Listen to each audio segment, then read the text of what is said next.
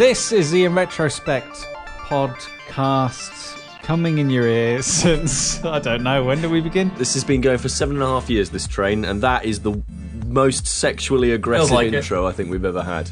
Fantastic. My name is Sam Turner, and I'm going to be your host through this quagmire of a podcast. Coming up, we got Chris's gaming news. Chris will be trying to capitalise on his biggest glitch ever. Oh, Chris, your glitch of the month last month was just... I just don't know how you do it. I don't know how you do it. Dan will be touching us all. He'll also be getting thoroughly challenged as we go into Challenge Dan. And we'll also be talking about our game of the month, which is Heroes of the Storm. But first, gentlemen, we must start with an apology from us all. If you're a regular subscriber, listener to the show, via iTunes or whatnot, you'll notice that we have been slightly... what's the word? Abandoned by a certain platform. Basically, we've been screwed over by a semicolon, was it, Chris? It was a semicolon, yes, Sam. Semicolon, right. So, yeah, something, let's just put it plainly, lads, something fucked up with our stream, and we haven't... Yep. Yeah, we've been slightly... That's what the IT technician said, actually. He said, you know what's happened here, lads, don't you? Something's fucked up. Yeah. And I was like, yeah. So hopefully you'll be hearing this quite near the start of the month when podcasts are meant to be released on this very show. If not, you can always go to InRetroSpectPodcast.com, and you can indeed follow all of us on Twitter. Now, I'll introduce you all. Now, if you were to ask Peter Willington what his name was on Twitter, he'd say, I'm not Peter Willington. I'm at 000. Yep. If you were to ask Chris, he'd say, I'm not Chris Darby. I'm at Digital Strider. If you were to ask Thomas Percival, he'd say, I'm not Thomas Percival. I'm at TW Percival 1. Catch it. And if you were to ask Daniel Frost, he'd say, I'm not Daniel Frost. I'm Reek. There we go. Oh, gosh. Long way to go for that, Sam. Long way to go for that. Yeah, that was... You went for it, and some would say that it was worth it. Some wouldn't. I've been constructing that joke for a very long time. I don't think anyone would say that. I actually have a text from Sam today saying, I've got a great intro today for Dan. So I felt it was worth it. You know, in the past, we've criticised Chris for not really bringing it for some of his... I'm not saying all of these, Chris, because some of them have been epic for all of his segments. Sam, I think your introduction needs work. Okay. It's a safe space. We're allowed to say these to each other. But yeah, it needs a bit of work. What I love in particular is how the reason I have to put an explicit category when I upload the podcast to site is because of the intro. Yeah. It gets much milder from there. That's the weird thing. It just starts off really intensely hardcore. It's what the kids want. Yeah. Hook them in. Hook them in and think they're expecting filth. Really, all they're expecting is like the touch of a grandma's hand. Like, where? A bit of breaking news, though. We finally beat Pandemic. Woo! A few of us got did. together. We found out the reason that Pandemic was so difficult and so tough was the reason that I'd read the rules wrong. Right. Would you like to maybe share for people who maybe haven't picked up in recent months what Pandemic is? Oh my God. Well, Pandemic, Dan, is a board game designed by Matt Leacock, and it's a competitive multiplayer board game where basically between you and 3 other friends, you have to stop the outbreaks of 4 different diseases. As we all know, those diseases are the Peter Killingtons, the Frosty D's, racism, and the Lisa Shards. Rife in South America. So basically, what we were getting wrong is you have these little cubes, and every time a city card is turned over, you add a cube to a city. Once you add a 4th cube to a city, that causes an outbreak. I'd read the rules wrong, and every time we were adding a 3rd cube to a city, we were causing an outbreak, and so therefore outbreaks spread faster and more concurrently. Like once, Percival at TW Percival 1, I think we got 2 turns into a game and we had to stop because of my It wasn't rules. even 2. Like, it wasn't was 2. impossible. It was 1. I drew 2 epidemic cards in a row. and then you have to reshuffle the city cards back in, and I picked Paris twice in a row, and we lost the game immediately. Can I also add into this conversation on the subject of tropical diseases that I recently had jabs because I'm off to Brazil at the end of this month. And I had the same set of jabs that our colleague Peter Willington had, which apparently was so powerful that they sideswiped him so he wasn't able to attend podcast recording. Really? Yeah, that's what typhoid does to you, Chris. But I had the same jabs, Pete, and all it felt like I had 2 dead arms. So yeah, we did beat Pandemic, which is great. But now we've beaten it, it's boring. It really is. That's a bit ironic. Anyway, coming up on the show, we'll be telling you about how a game may or may not have beaten us into submission with Heroes of the Storm. But first, ding dong, the witch is dead. So some would say is also wit, humour and clever writing, but we'll soon find out because it's Chris's gaming news. Shenmue the money! Shenmue the money! Oh, God. You really should have said that 3 times, Chris. Uber Groomer.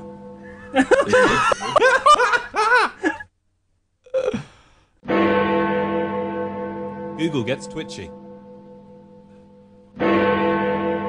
Old MacDonald played some games. E3, E3O. Genius. Fantastic. Obviously, as you can tell, we're recording this under the shadow of E3. And for once, guys, I'm surprised that Chris is actually mentioning any relevant news. Yeah. This segment's really gone up in the last 2 episodes, hasn't it? Like, it's really improved. Since you had the intervention. Now,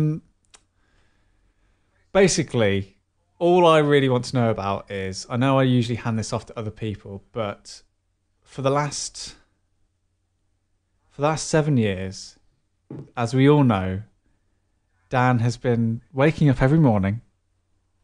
He turns over, looks at his now lady wife, that's how long it's been, and says, Holly, is there a new Shenmue yet? And for the last 7 years, her only response has been no. Except for this one fateful day in June, Dan woke up and the answer was finally no, because Holly doesn't really she didn't know. pay attention to any of those. He doesn't follow those 2. Yeah. But I emailed Dan. I let him know. Yeah. And We all did. And can we all welcome Dan to the world of Kickstarter? Yay. Well done. How much, Dan? How much did you start it with? I went in for the it was the $29, so it was £18. I kickstarted that project. I saw it as a pre-order, and I thought, you know what, might cost me more when it comes out, so I'll go for this. So I was always looking for a bargain. Nice. It may never even come out, but Don't anyway. say that. So, Chris, yes, what's this story? Well, this is the news that Shenmue 3 is coming out, courtesy of a Kickstarter campaign which raised $1 million in 102 minutes, and it reached its $2 million goal in 8 hours, and it's currently at about $3.5 million. Since then, there's been a bit of controversy because there's been news coming in that there's been additional funding, although the developers themselves won't specify where exactly that money will be coming from. And it seems to be that they're kind of moving the goalposts, which really isn't too surprising because when the first Shenmue came out, it was the most expensive game at the time. It cost and bearing in mind I'm going off a Wikipedia page here, so it's quite a broad range, and you'd expect no less from Chris's gaming news. 50 million? It had the first game cost between $47 to $70 million to make, which is quite a margin of error there.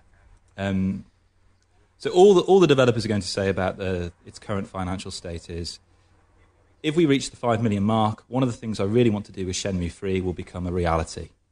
And at $10 million, it will truly have the features of an open world. Now, I'm not sure how different the open world features will be from, say, 5 million to 10 million, but the developers are clear that there will be a major difference there.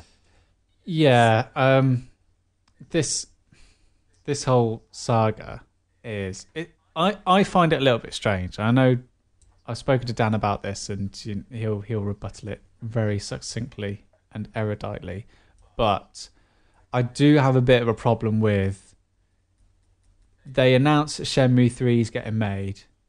The fans are going to fund it. This is how much they want. At no point are they saying that there is any other money on the table. So for a fan, it's just like, yeah, this is it. We're going to fund it. We're going to get it made. Yeah. And then suddenly the rug's kind of pulled out from underneath them and just go, actually, Sony turns around and goes, well, actually, we're going to help. And some other investors are going to help make it. And it's a bit different to how, when Bloodstained Ritual of the Night was announced, Koji Igarashi was very clear in saying that the reason he was doing this Kickstarter was to prove to investors he'd already lined up that there was still a taste for this software. So it's kind of feels like this is pre-order by the back door, and it's kind of, big AAA publishers, it's now their way of doing a cheeky pre-order. But it's not AAA developers. I mean, Sony. Sony's a AAA developer. It depends who's involved, but it's not Sony that's making Shenmue 3. Yeah, but they're going to put some money into it. Obviously, absolutely. And I totally get this idea of, Kickstarter was meant to be crowdfunding rather than crowdfunding plus a bunch of angel investor capital. I get that. I suppose the biggest problem I have is that when he sort of starts saying things like, it's going to cost $10 million to make an open world, it's like, that's disingenuous, because it's not going to cost $10 million to make an open world game. Like, it costs $100 million to make an open world game. That's the actual reality of how much those games cost to produce.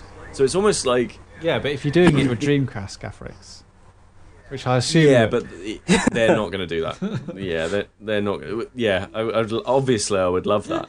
But it's the difference between 5 million and 10 million. Yeah, the Kickstarter thing is really weird, and Kickstarter's changed as a place to get people to fund games now, and it is all a little bit dodgy and devious and nasty. But I suppose the good thing that we can take away from this is, if there are going to be investors involved after they've got your Kickstarter money, then at least a game's going to get made, because on just Kickstarter money, there is still the possibility that people can just walk away from a project and go, yeah, it didn't work, and then they've got your cash. And Shenmue 3 will either be...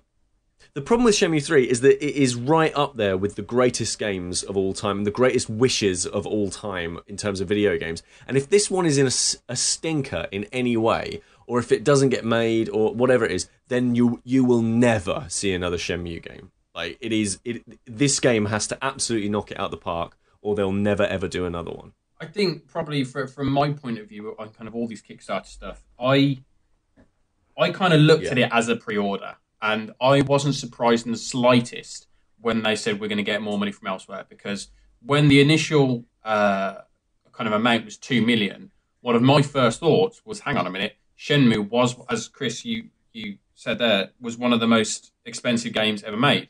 If you're going to make Shenmue 3, you can't make it on the cheap. You can't. It just doesn't work. If you're going to do it, you've got to do it right. So you've got to put money into it. So I was actually more than happy, because I treated my Kickstarter donation as a pre-order. So when all the other money came in, that made me think, okay, that's great. That's actually going to get a game made that's going to be closer to what I want. So when Sony throw in money, I'm not saying it's not going to be a £100 million game. And I think when he talks about an open world, I think he's talking about the Shenmue style of open world, which for the time was open. Yeah. Compare it to Skyrim, it's not an. It's the old Shenmue is no longer an open world. It's Yakuza. It's it's the Yakuza model. It's a by open world, I think he means one of the big kind of selling points, one of the amazing things about Shenmue was the fact that you could walk around and talk to everyone. That was this incredible thing that doesn't matter who it was, if you passed on the street, you could talk to them. They all had a conversation to say to you. It wasn't the most articulate conversation, but it was a conversation nonetheless. And that was your open world. Skyrim or GTA, that's not what that is. It's unlimited, basically, exploration. And that's what an open world game these days is. And so when I think they say we want to make it an open world for 10 million, they're talking about Shenmue open world. They're not talking about kind of mainstream open world. I'm excited by it. I'm fully prepared for it not to be very good. And I honestly don't really care. As I said to you guys before, I just need closure. And that's all it is. I started playing these games 15 years ago. 13 years ago, I played the second one, which ended on a huge cliffhanger, which changed excuse the pun, changed the game completely. It was going to go in a completely different direction at the end of the second game, and then nothing for another 12 years or so. It's taken a long time, and just to know that it's being made, the right person's behind it, you've got creative people behind it, kind of the goodwill is there. And I think the Kickstarter, kind of as some of you were saying with the other game, it was a case to basically prove to people like Sony, look, the audience is there, look at them. They've just got you $2 million in 8 hours. That's your audience, and they are there, and it was great. It was a part of their whole E3 performance conference was just about, look at all these amazing things that you never thought we would do. I mean, at the end of the day, they brought out a guy and said, this guy's doing a Kickstarter campaign. They didn't really do much on Shenmue at the event. They just said, hey, Kickstarter, that's a thing. This guy's using it. Give him money. Yeah. That was all it was. And it did. And you did. And Dan did. The one and only thing I've ever kickstarted. How long until EA go, right, got a new Battlefront game out. We really want to add a multiplayer section into it. How popular do you think it'll be? Right, we want to raise £3 million on Kickstarter to let DICE develop a co-op couch co-op shooter. I think that it's a bit different, isn't it? When you're talking about something like multiplayer in a first-person shooter compared to. I'm just saying as an example, like a big AAA company says we want to fund through Kickstarter a unique experience. So say, like for example, at the moment I'm playing Arkham Knight. So say, Rocksteady or Warner Brothers say, because it would be Warner Brothers that would do this. They'd say, we want to make the Harley Quinn missions pack, but we don't really want to pay for it, so let's fund it through Kickstarter. It's a slippery slope, and it's certainly something I can see happening in the future. But I think Tom, as you were alluding to there, Shenmue was a very, very unique title for it to happen. It would have only ever happened with something like that. The only other one I can think of getting closer would have either been Last Guardian or Half-Life 3. They're the only two games I would say are comparable on that level of audience desire. See, I understand where you're coming from, Sam, with what you're saying about, what if they start using it for, are you interested in this DLC? Pay for it, now through Kickstarter. But I do feel that using Kickstarter as market research, essentially, to find out is there an install base, people are willing to play it, that seems, I don't know, I'm not particularly bothered by it. I'm bothered, obviously, by the issues of the funding. But I think you do have to demonstrate with a game that, hasn't had a sequel in 13 years that there is still an interest in that franchise. Especially because, as we're saying, if you want to build a big open world game now, you're talking hundreds of millions of pounds. You want the proof, essentially, that people are willing to pay for it. So, I don't know. And it's very different. Obviously, it's the kind of the internet is very vocal in terms of games like Shenmue. But it's very different knowing that people are very vocal and that people are willing to put their money where their mouth is. And those are two very different things. It's very easy for someone to open up a stream on Reddit and say, oh my God, I want to make Shenmue. I'll do whatever it takes to get Shenmue. But when the opportunity's there, are they actually going to put money down? And in this occasion, yes, they did. All right, let's move on to our second headline, because it's Chris's gaming news. You only get to pick two of his wonderful stories. Peter Willington, you can pick the last one.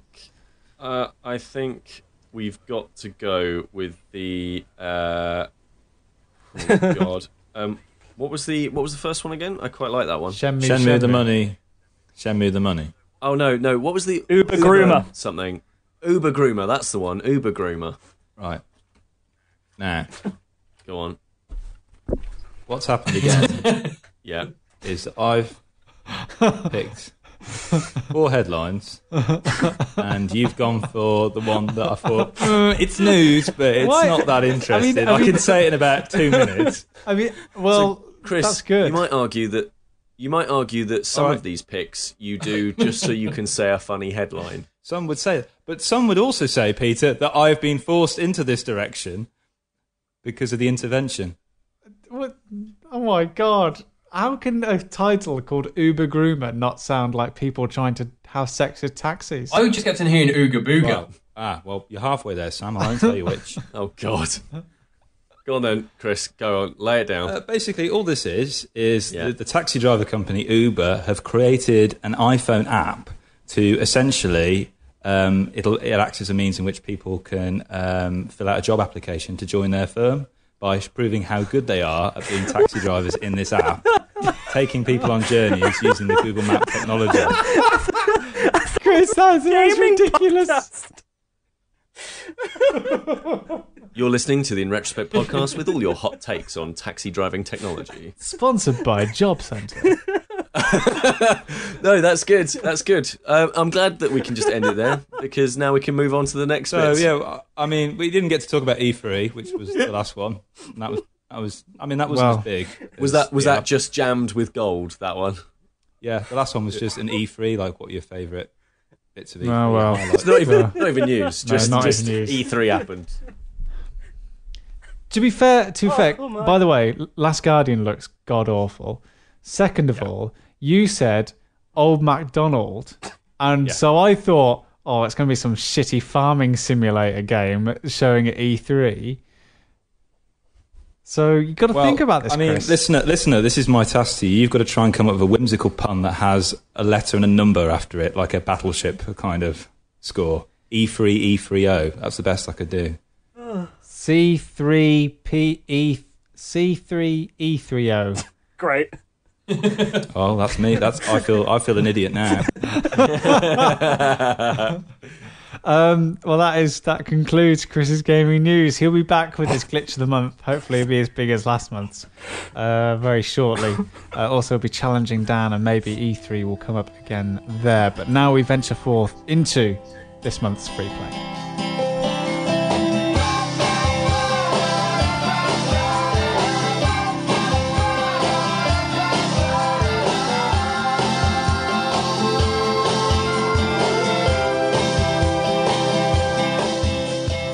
InRetroSpectPodcast.com always brings you a free game every month.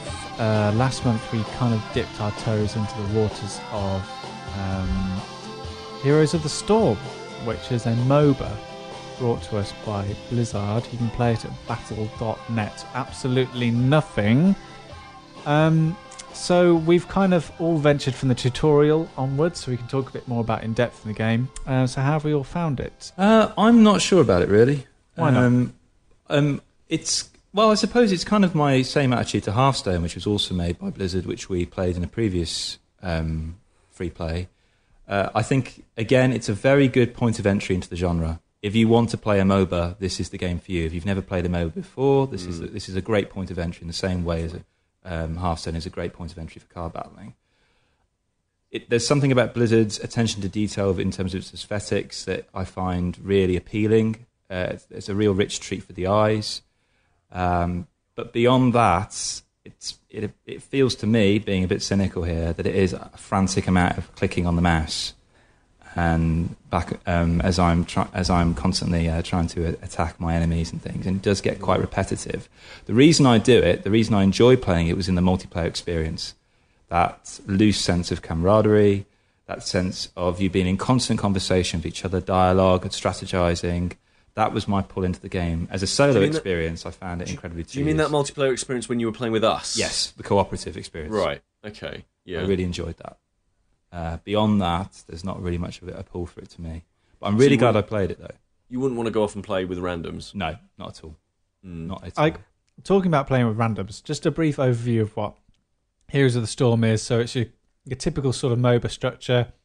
You are a member of a team, and the idea is that you have to, with that team, battle through your enemy's defences to destroy their final...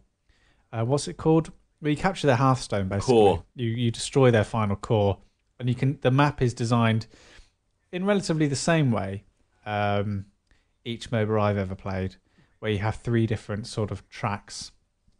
And you can decide as a team who takes the top, middle, or bottom track to get to this core. Talk about randoms. I played randoms a few few times, and one team I was on, actually someone said the other team were noobs on them. No, let me rephrase that. So one team that I was playing with actually started calling the other team noobs, and I was like, I'm finally on that team. Oh, yeah. I've made it. You're on the dark side. And we won, so it's completely Well, vindicated. of course you did. They were noobs. I do think I disagree with you slightly, Chris. I really enjoyed it, especially compared to Dota that we played, because it was just, like you say, it's that stripped back, really easy, really simple, very, can get into it, excellent tutorial. I just think it was quite interesting what you said about the multiplayer aspect, because I played just randoms, and obviously I was just kept myself to myself, because you do run into those people, you don't know what you're doing, and it's one of those things. Thanks, Dad. It's one of those things where, with multiplayer games, that sort of camaraderie is always good when you're with people you know in real life. It reminds me to talk about Blizzard's other cash cow franchise, World of Warcraft. When my real life friends stopped playing that, the joy in that game just went, out the window. All of us, because what was the point anymore? I don't want to play with, some guy over in America at 3 a.m. It's just, I think that it seems unfair. I don't know, to criticise a multiplayer game sometimes for the experience you have online with randoms compared to with friends, because I feel fundamentally they're very different experiences. Yeah, definitely. Dan and I actually put in, I would say, the most time together out of all of us. And, I mean, there was one morning where we spent 4 hours. I think it was about 4 hours in total. Just solid playing this game.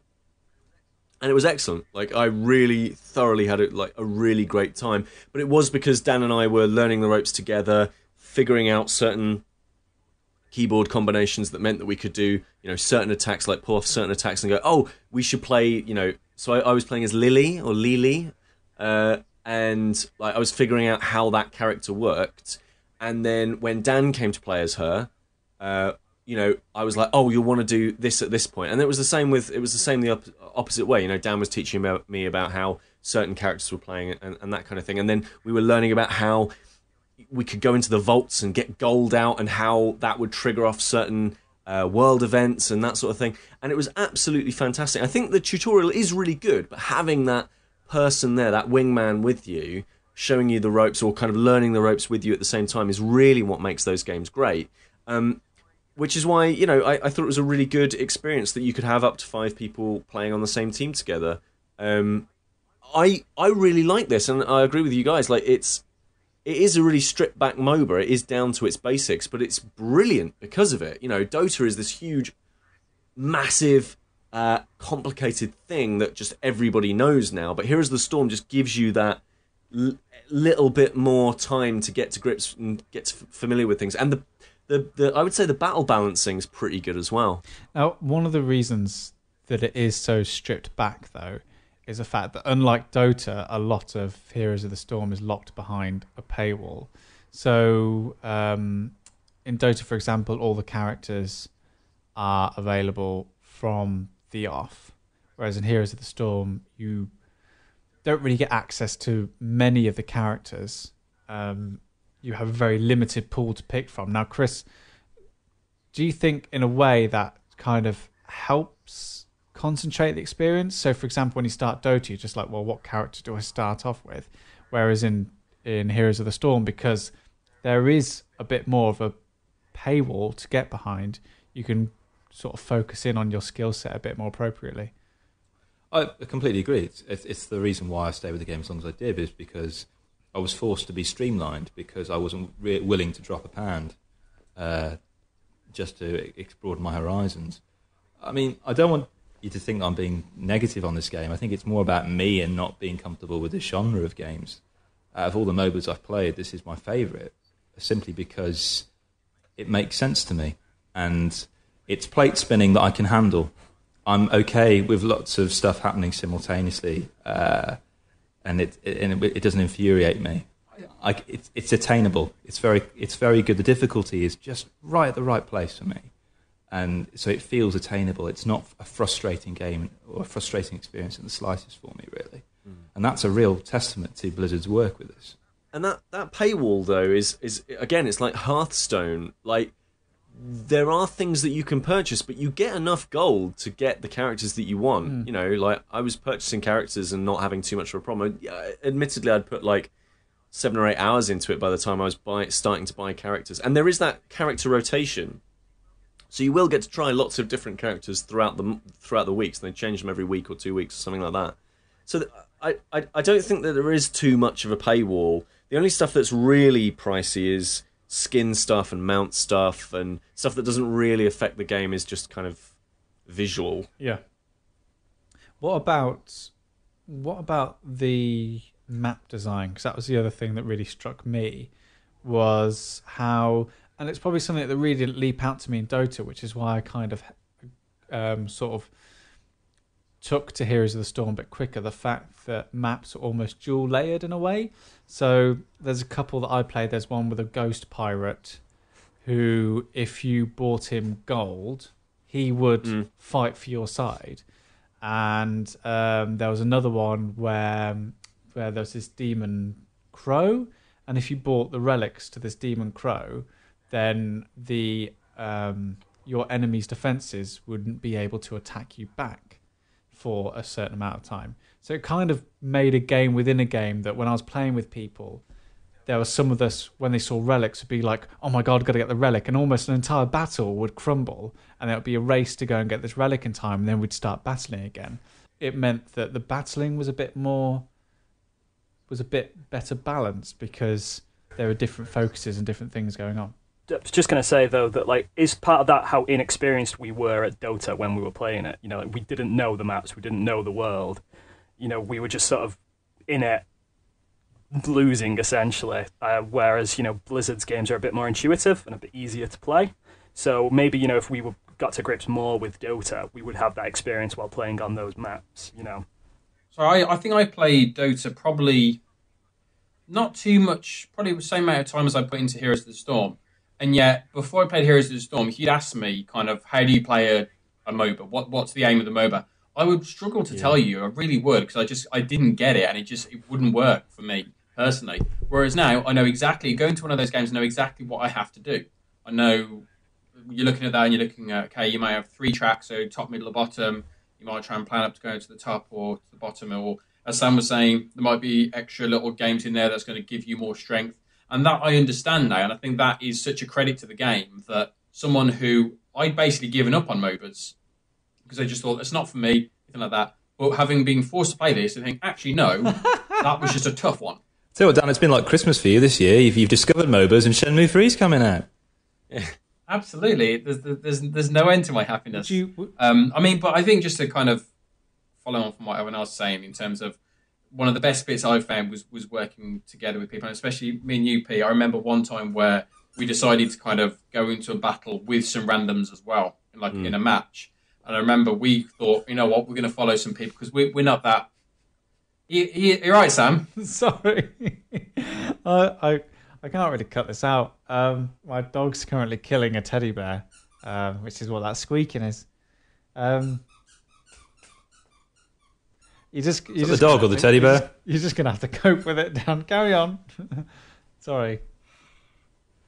Pete, there was one where we went into a match together, and we thought we just follow some actual kind of players because they knew what they were doing. So we followed them, but obviously they then saw basically the entire team going up one of the tracks and thought, screw this. So they ran away, leaving me and you all by ourselves to just fight all the enemies. At which point we found it hilarious and we just charged because we didn't know what else to do.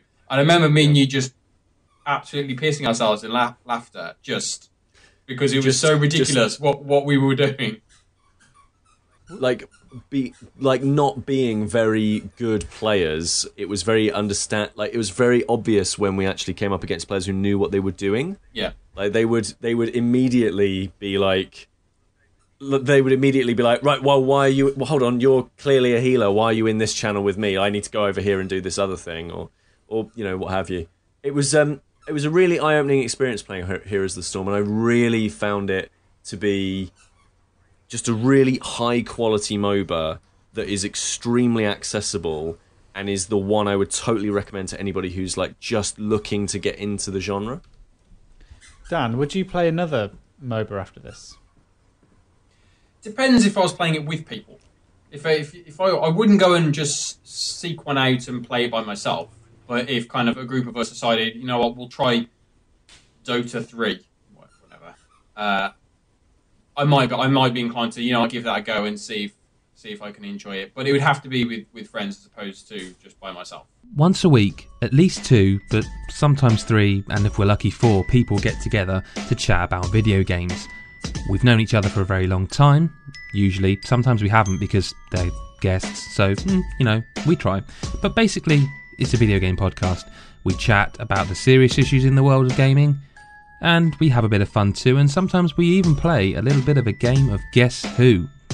Although we don't call it Guess Who because that would be copyright theft, and the internet takes that sort of thing very seriously. You can find us on godisageek.com, or you can search for God is a Geek on iTunes, on YouTube, on Stitcher, or practically anywhere that you can find a podcast. Hope you hear us soon. The This Is Xbox podcast is a fortnightly show focused on Xbox gaming. Join myself, Greg Giddens. Together we will take over the world, except for by together I mean you'll do all the work and I'll just sit on my throne. And my co-host, Neil Jarrett. It may sound perverse, dark and actually sick, but I can see exactly what you're saying about, Greg. I can see right into your mind. As we talk Xbox games and Xbox news, interview guests and tease our fortnightly challenge video, amongst lively banter and awful jokes. You can find the This Is Xbox podcast on iTunes, Stitcher, SoundCloud, and the This Is Xbox website. So as Dan decides it's better not to play with himself, but instead to play with others, this is the part of the show where we like to pull Dan aside and make him earn his place as we challenge Dan. Challenge Dan. So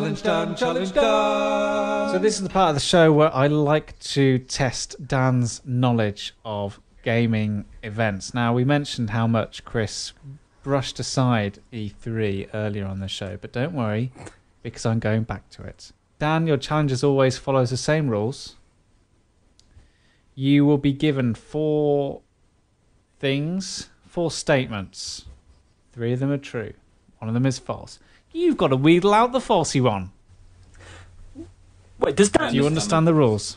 What? Does Dan get anything if he wins? I was going to say, Dan, if you win today, me and Pete, Tom and Sam won't withdraw our money from the Shenmue 3 Kickstarter. There we go. That's a good one. That's a good one. Here we go. We'll just carry on and see how the prize develops. So, Dan, your challenge this week surrounds E3. Specifically, E3 2015.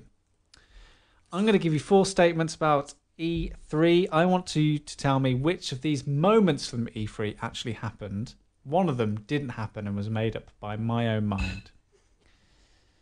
Here we go.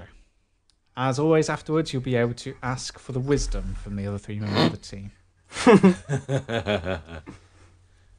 The first statement is, in this year's E3 conference, a puppet version of Reggie Fils-Aimé turned into a puppet version of Falco Lombardi. Did that happen, or did I dream it? In this year's E3, football legend Pelé stumbled onto the stage at the EA press conference and tried to convince the world that he coined the term the beautiful game. Did that happen? At this year's E3, during the demo of Uncharted 4, Nathan Drake was left standing for 5 minutes after the controller was accidentally taken off stage by a member of the Guerrilla Games team. Did that happen? Or was it false, Dan? And your last statement at this year's E3, Yoko Taro, the director of Nier, presented the game whilst wearing a moon on his head, and he never mentioned it once. Which ones are true? Which ones are false? There's only one that's false. Which one is it, Dan? E3 this year. Challenge, Dan. Come on. What are your early thoughts? Okay. I know Reggie was a puppet. Yeah, but was he? I don't know who the person he supposedly transferred into. I don't know that name, go. so I know he Could've been was a Slippy. puppet, though, so there's an element of truth to that. I know there was a problem with the controller for Uncharted, so I know there's an element of truth to that. Pele, I hadn't heard that, and the Nia Moonhead thing, I hadn't heard that. So Pele definitely did turn up. Pele was there. Okay. Yeah, he definitely was. This is a next level of help, guys. Come on. Sorry. Okay. Well, Okay. it's up to Pete, you. did the guy from Nia have a moon on his head? I didn't watch that presentation. Did anybody watch the Nia presentation? Afraid not. No. Here he had a moon on his Call head, though. yourselves. Okay. Who watched the Uncharted one? I'm imagining everyone did. Yep. What was the reason for the controller breaking? Was it because he was taken off, or was it just not being charged? No, I just remember there was that awkward moment where they just Yeah, there was did nothing. Yeah. They didn't explain it, or at least I didn't hear them explain it. They have explained it. But they didn't. I don't think they explained it during the press conference. No, That it's was been what I explained watched. since. Yeah. Yeah. Okay. Did anybody watch the Nintendo Muppets thing? Yes. Nintendo, Now you babies. say it. Now you That's a say sentence it. I You thought I'd remind never me hear. how utterly joyful that presentation was. Yeah, it was great. That's great. Okay. Did Reggie transform into someone else? All of them transformed into Star Fox characters, but I couldn't tell you if Reggie turned. I think Pete knows these answers, but wants to, just for the fun of the game, wants me to guess. Because he seems to know just enough to make me still have to guess the answer. Well, that's because my job is to know what happened. Well, at clearly these you events. don't. I know they definitely transformed and they were Muppets. Yeah, and I know that they turned it into the Star Fox crew at one point, but I don't know if Reggie Fils-Aimé specifically was Falcon. Okay, I'm gonna have to say that one's true because too much of it is true for me to discount it. No smoke without fire. I'm also Except for dry ice. That's not true, Chris. Chris, that's also not true. Dry ice. I missed something. That's not really smoke, though, is it? It's seen as smoke on stage. Checkmate. Right. Checkmate. So's fog, Pete. There's no fog without fire. But I think you find that smoke and dry ice are made up of different components, surely? Because surely smoke is... Don't make me... It's carbonated. It's got carbon in it. It's carbonated material floating through the air, whereas dry ice and fog is evaporated. Ice won't give you lung Don't make me get my I will now geography degree retake out. my place. Go on. Tell us then. I Tell will us take then. up my First of all. responsibility of pulling everyone back on topic, as I tend to do every single episode. Yeah. No, Dan. No, shush. Tell us the truth, Percival. Right, is dry ice smoke? Genuinely asking. Yeah. It's Well, ice. Of course not, no. Yeah. Of course it's not. There we go. Okay, so Right, we are going... Hence the phrase, there's no smoke with dry ice. Just fog. Just fog. Yeah, that's the phrase. What are we talking about? okay, so I'm going to say Don't know. the Uncharted one. I know enough of that to be true without knowing all the details being true, so I'm going to say yes. The Reggie as a Muppet turning into Falco, I'm going to say again yes, because enough of that I know to be true without knowing all of it. Pele was there. I think maybe he said something. What did he say? implies something about the beautiful game, which Sam has then twisted into his question, making it something. So I'm going to say that's true, I think, which would leave me with the Moonhead Nia. I'm going to put this out to you three. If you were to pick one of these to be false, which one would you pick? Well, the only thing I know in that question that has got any context for me What about is the the moon? moon. What do you mean? In what context? I don't know the name. I don't know who you're talking about. I don't know the particular presentation. You know someone had a moon on their I head. know the moon exists. That's all I've got. How useless we'd be. I'd probably say go with the Moonhead, Dan. You're leaning towards Moonhead. The moon one is the only one I've not heard anything about. Let's be honest, as Yeah. well, your only piece of evidence that this didn't happen is Chris saying, I know the moon exists. So, Yeah. That's pretty watertight. yeah, go with the moon. Okay. I'm going to say the incorrect one, the false story, is the Moonhead Nia. All right, locked in. conference Locked in? presentation thing. Locked in. Locked. So let's have a look at these 4 statements. I can start with by saying that Pele absolutely did come on stage onto the EA press conference and tried to convince the audience that he coined the term, the beautiful phrase. Selfish. Apparently, It sounded as if something he would say. He basically said, "Oh, I said that to a mate," and then everyone was saying it. It's a bit like when I say I brought Pogs to rugby. Like, I know I didn't, but like on a ship. But suddenly I was playing them, and then everyone was. I got them free. Import extraordinaire. In the edition of the Beano. Brought them to school one day. Next day, everyone was playing them. What a claim. It's almost like everyone bought that copy of the Beano, isn't it? Let's have a look at another one. Also, a puppet version of Reggie Fils-Aimé did turn into a puppet version of Falco Lombardi in one of the most entertaining E3 press conferences of all time. Yep. We all do remember that gotta do Nathan something. Drake was left standing due to a controller malfunction. I can officially reveal that controller malfunction was due to the fact that basically the controller was missing. The player came out A crucial omission.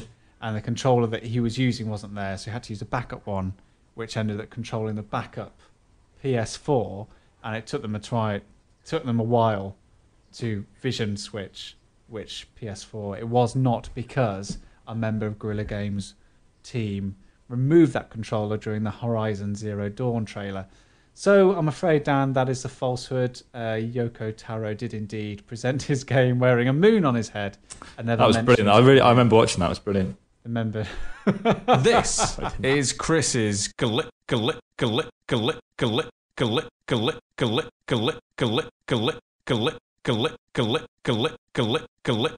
of the month. Chris, your glitch of the month this week isn't the fact that Nathan Drake was left standing around during a very important Uncharted 4 demo, is it? Not anymore.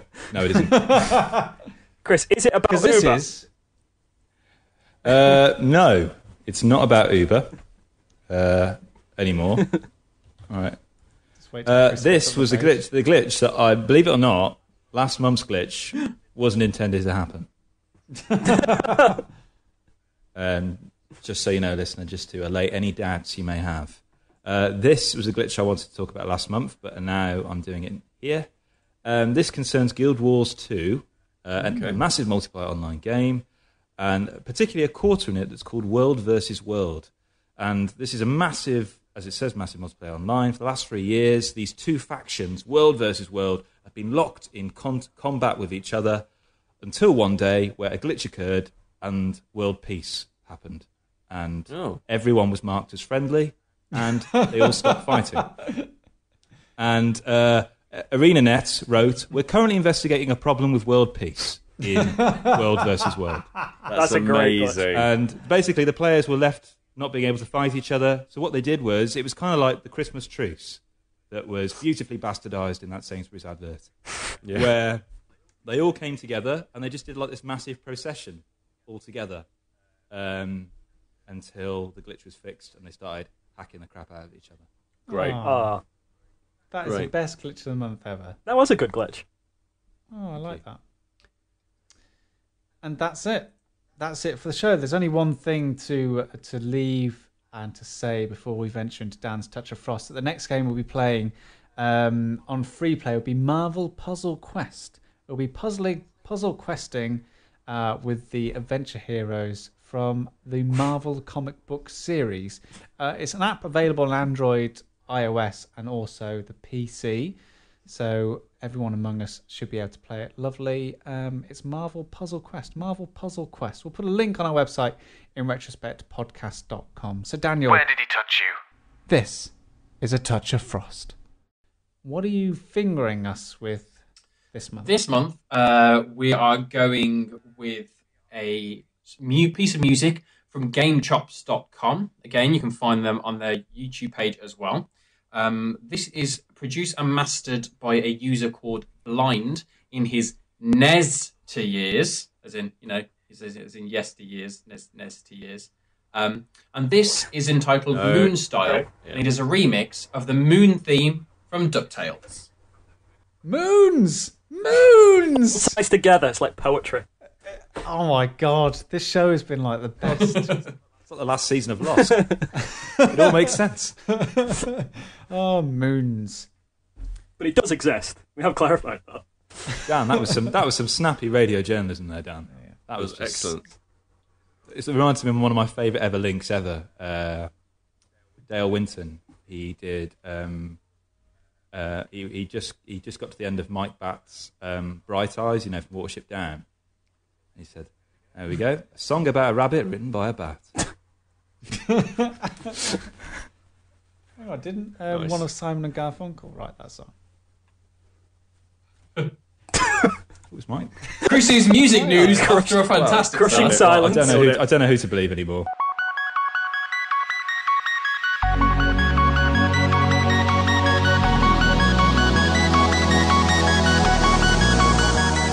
This has been the InRetroSpect podcast. I've been your host, Sam Turner. Joining me this month has been Tom Percival, Peter Winnington, Chris Darby, Daniel Frost.